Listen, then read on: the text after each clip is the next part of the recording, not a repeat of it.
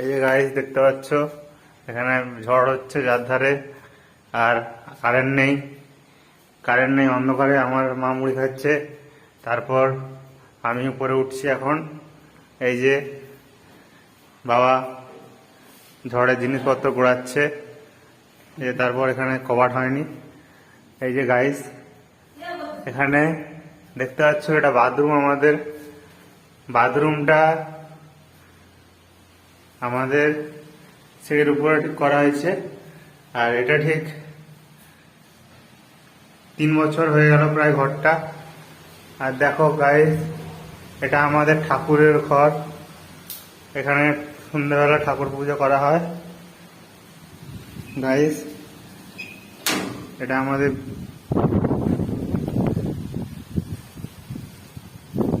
কিরকম ঝড় হচ্ছে দেখতে পাচ্ছ।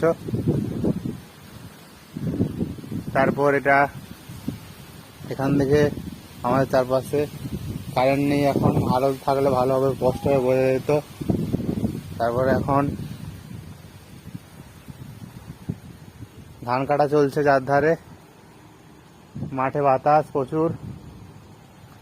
তারপর সকালে ভিডিও করা যাবে, কিন্তু ভিডিও করার আগে আমি ভেবেছিলাম যে কারেন্ট থাকলে করবো। দেখছো কিরকম বাজ পড়ছে।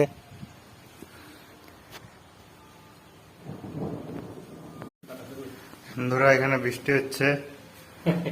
আমার বাবা তো এখন চলে এসছে ঠাকুরের ঘরের কাছে, যাতে বৃষ্টিটা না হয়। মাঠ ভেজা হলে চাষের ক্ষতি হবে।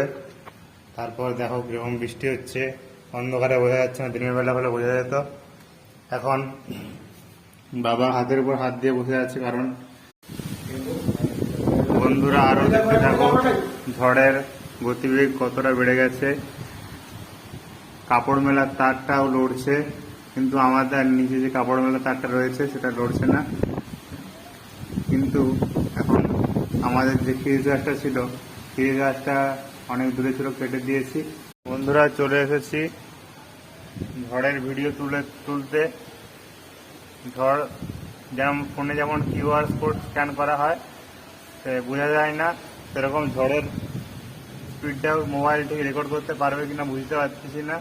কিন্তু পাতা গাছের একটাও পড়ছে নি। এটা যদি বর্ষাকাল হতো, গাছের পাতা এই ওয়েদারে গান করতে ইচ্ছে করছে গানটা গাইতে। এখন অনেক রাত, তোমার কাঁধে আমার নিঃশ্বাস, আমি বেঁচে আছি তোমার ভালোবাসায়। ছুঁয়ে দিলে হাত তোমার বৃদ্ধ বুকে।